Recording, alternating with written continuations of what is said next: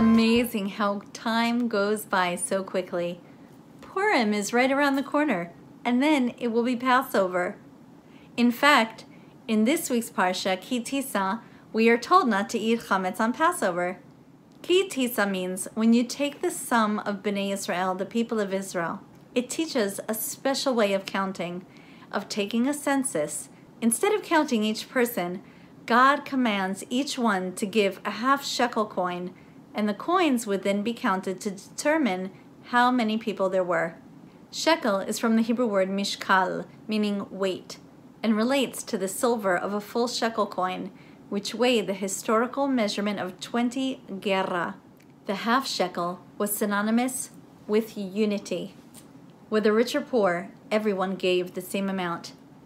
And giving half expressed the notion that when we unite together with a common goal, we can achieve things on a higher level.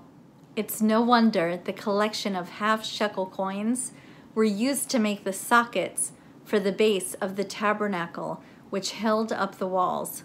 In other words, they were essential for its foundation. Just the same, uniting to help one another and strengthen each other is a foundational value which helps sustain us. The half shekel weight of 10 gerah also had meaning on a higher level. Kabbalah explains that these 10 gerah represented the 10 sefirot, or emanations, through which God reveals himself in the world. The sefirot are wisdom, understanding, knowledge, kindness, strength, beauty, victory, splendor, foundation, and kingship. Ever have one of those days that you don't think you can get everything done? That you just don't have the strength? Sometimes we don't even know our own strength. You see, the sefirot are also reflected in each one of us. When we use these attributes in our godly service here in this physical world, we can affect the sefirot in the spiritual worlds. Now that's pretty powerful. Speaking of powerful, we know that our words and actions have great power. They have the power to do good, and unfortunately, also the opposite. When someone is wronged or hurt, it can seem to take over all their thoughts. Other times, one can have a hard time forgiving someone. When we hold on to those unresolved feelings, it can actually cause us more damage than it causes the other person. Sometimes it's hard to let go, and sometimes it's even ourselves who we don't forgive for something regrettable we may have done in our past. In fact, we may be hardest on ourselves, being more judgmental than we would ever be to another. Parshat Tisa mentions the truly amazing encounter between God and Moses on Mount Sinai. Even after the grave sin of the golden calf, God lists his 13 attributes of mercy.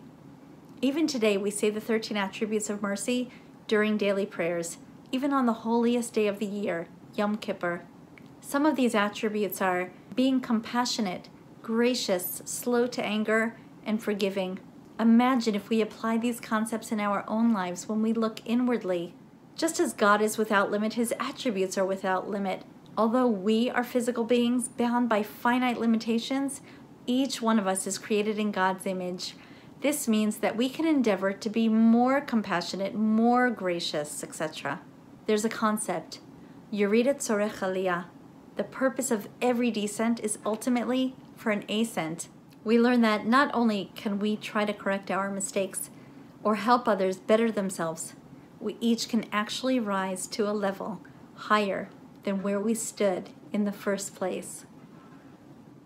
Thank you to all our subscribers. Please leave me your comments and questions below, and remember to click like, and most importantly, if you haven't already, subscribe and share the videos across your social media so we can continue to bring you new content each week, uniting people by inspiring them to increase in random acts of goodness and kindness through technology and Torah. See you next time, and good Shabbos. And do your best today. You've traded a day of your life for it.